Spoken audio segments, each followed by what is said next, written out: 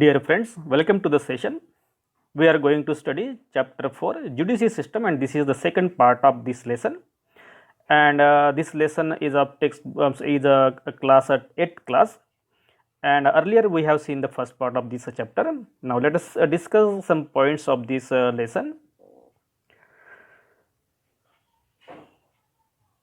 Independent judiciary system, structure of courts in India, integrated social system, Sudha Goyal case in trial court, Sudha Goyal case in high court. So these points are going to discuss. So let us see one by one in detail. First thing it is, what question is, what is an independent judiciary? Earlier we have discussed that our judiciary system is independent judiciary system, and meaning we are going to understand here. First thing, the control of politician. There is no control of politician and does not allow judge impartial. The meaning,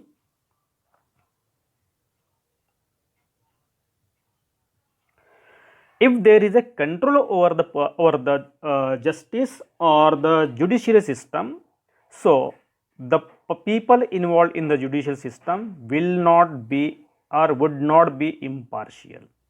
In such case, Indian constitution has given special protection against this kind of situation, because that a judicial system people or that mechanism not to be corrupted, and that's why special provisions or some special protections are given to the system. What are the protection? First thing, that is a separation of power. So there are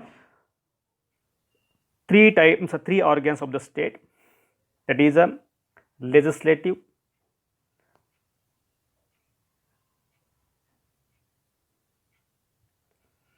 executive and judiciary. So these are the three organs, and these are three organs power is separated equally, or there is a limit is decided. So there is a separation of power. How?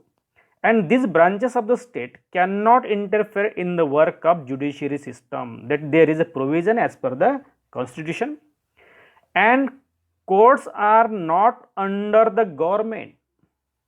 Any courts in the country are not under the pressure of the government. No action on their behalf by the judicial system. Judicial system acts independently. They are not working on the behalf of the government. Another thing, that is appointment of these judicial systems people. It is made with little interferences. There are no interferences, because directly president of the country is involved here, and once the justice or the judges are appointed, very difficult to remove from the post, and judiciary control the misuse of power by the legislature and the executive, because this is the major work of judiciary system, that legislature and executive not to misuse their power against the people. And last part is these judiciary system, independent judiciary system protects fundamental rights of the citizens, and that's why this system is not under pressure. There is no burden, or they are free from any burden, and that's why this system protects the fundamental rights of the citizen, and in this way that judicial system is independent. Next point is, what is the structure of courts in India? There is a pyramid. So this pyramid are divided into three parts. Now at the bottom there are number of local or district courts, and afterward at a state level there is a High Court, and at the end apex court, that is known as a Supreme Court. It is a single court, but High Court having number of states, and local districts we can see in taluka level or district level. These courts can be seen. So this is the structure of the courts in India.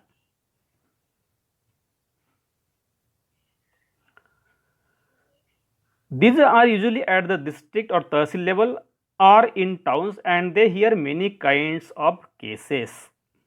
Each state is divided into districts that are presided over by district judges. So in district court there are district judges, and each state has a high court. Each state has a high court, and the highest court of the state is a high court. At the top, the Supreme Court, that is located in New Delhi, and is presided over by the Chief Justice of India, that is a CJI.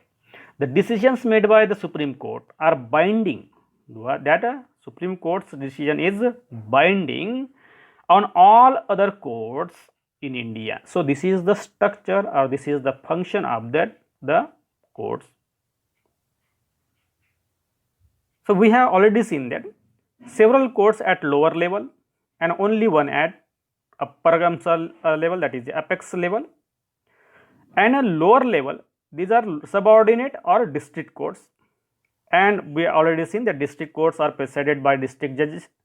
Each court has a each state has a high court, and high courts judges are appointed by the President of India.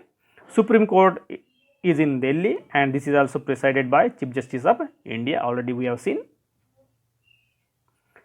Now another point is integrated judicial system. So already we have seen that the decisions taken by decisions given by the Supreme Court of India is binding to all other lower courts, and made by the higher courts, the decision made by the higher courts is binding on the lower courts.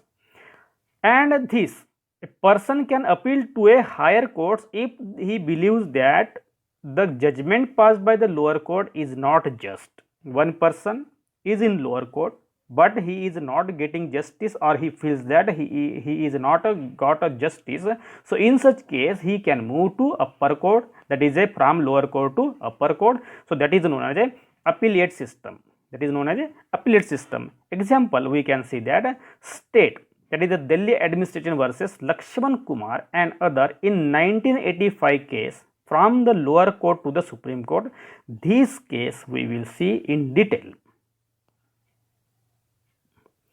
Let us understand what we mean by the appellate system by tracking a case, State Delhi administration versus Lakshman Kumar and others in 1985 from the lower courts to the Supreme Court. What happened? In February 1980, Lakshman Kumar married Sudha Goyal, and they were living in the apartment in Delhi. Afterwards, Sudha Goyal died on 2nd December 1988 due to burns. And on 2nd December 1980, Sudha died in hospital due to burns. Her family filed a case in court. When this case was heard in the trial court,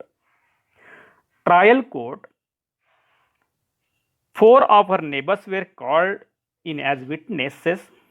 They stated that on the night of December 1st, they had heard Sudha scream and had forced their way into Lakshman's flat. There they saw Sudha standing with her sari in flames. They extinguished the fire by wrapping Sudha in a gunny bag and a blanket. Sudha told them that her mother-in-law, Shakuntala, had poured the kerosene oil on her, and that her husband, Lakshman Kumar, light the fire. During the trial, members of Sudha's family and neighbors stated that Sudha had been subjected to torture by her in-laws and that they were demanding more cash, a scooter, and a fridge on the birth of the first child. As part of their defense, Lakshman and his mother stated that Sudha's sari had accidentally caught fire while she was heating milk. On the basis of this and other evidences, the trial court convicted Lakshman Kumar, his mother Shakuntala, and his brother-in-law Subhash Chandra, and sentenced all three of them to death. His mother Shakuntala and his brother-in-law Subhash Chandra, and sentenced all three of them to the death. So in this way, in trial court, Lakshman Kumar defeated, or he was convicted as a criminal along with his mother and brother also. Afterward, this case moved to another court because we have appellate system. That this matter was in trial court. Trial court means that was a lower court. In lower court, that Lakshman Kumar was not defend himself, and that's why he was defeated or not got justice, or he was convicted as a criminal. Now that matter goes to High Court. How? In November 1983, the three accused went to the High Court to appeal against the judgment given by the lower court or the trial court. High Court, hearing the arguments of all lawyers, decided that Sudha Goyal had died due to an accidental fire caused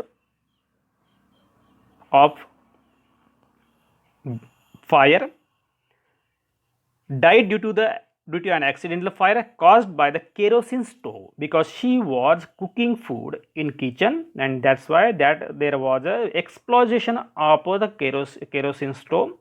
And afterward, Lakshman Kumar, Shakuntala, and Subhash Chandra acquitted. So in this way, they are released, or they are winning the case.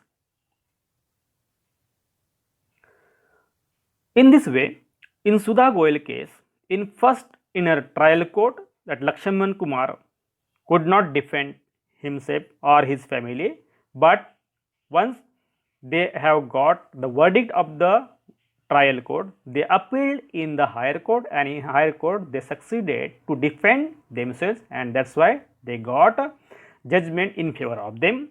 So in this way, we have seen from trial court to high court. So in next video, we will see that from high court to Supreme Court, what matter happened.